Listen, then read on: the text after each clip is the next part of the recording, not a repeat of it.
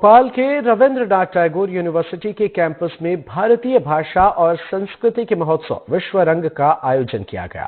ये समारोह 21 दिसंबर को शुरू हुआ था, जिसका आज समापन हो गया। आयोजन में देश विदेश के सैकड़ों रचनाकारों, कलाकारों, साहित्यकारों, भाषाविदों ने शिरकत की। इस कार्यक्रम में 50 से ज्यादा देशों के साहित्यकार और कलाकार मौजूद रहे। इस वैश्विक मंच का उद्देश्य कला के विविध रूपों के माध्यम से भारतीय संस्कृति और हिंदी को पहचान दिलाना है।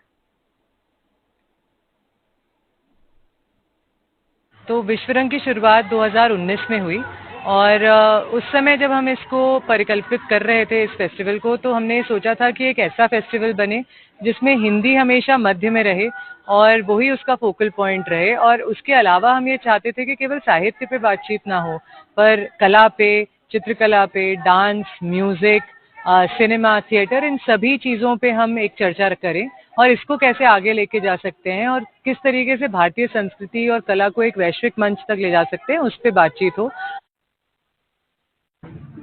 विश्व रंग एक ऐसा त्योहार, ऐसा उत्सव, ऐसा फेस्टिवल है जो हिंदी और भारतीय भाषाओं को केंद्र में रखता है। देश के बहुत सारे और फेस्टिवल्स हैं जो अन्य भाषाओं पर केंद्रित हैं, लेकिन ये शुरू से अब 5वां संस्करण इस बार है, हिंदी को केंद्र में रखता है, हिंदी और अन्य भारतीय भाषाओं को साथ में लेके चलता है। दूसरी बात यह है कि विश्व भर में जो हिंदी का प्रभाव अब बढ़ रहा है, तो उसका भी एक आकलन किया गया है। हमने एक विश्व में हिंदी रिपोर्ट प्रकाशित की है इस बार, जिसमें 52 देशों के अनुभव हैं और इस फेस्टिवल में भी 30 देशों के लोग आए हैं। तो कैसे फ्रांस में हिंदी पढ़ा रहे हैं, रूस में पढ़ा रहे हैं, स्पेन में पढ़ा रहे हैं, यूएस में पढ़ा रहे हैं, यूके में पढ़ा रहे हैं, इन सबको हमने समेकित किया है और एक अंतर्राष्ट्रीय हिंदी केंद्र की स्थापना विश्वविद्यालय में हो रही है, जिसके संबद्ध केंद्र होंगे, जिसमें संबद्ध लोग होंगे और हम हिंदी के इस काम को बढ़ाना चाहते हैं। जी, विश्व रंग 2023 अपने 5वें संस्करण के साथ भोपाल में रविंद्रनाथ टैगोर विश्वविद्यालय के परिसर में दिनांक 21 से 24 दिसंबर 2023 के बीच में आयोजित हो रहा है। इस बार इसमें खास यह है कि हमने हर दिन को एक अलग थीम में पिरोया हुआ है।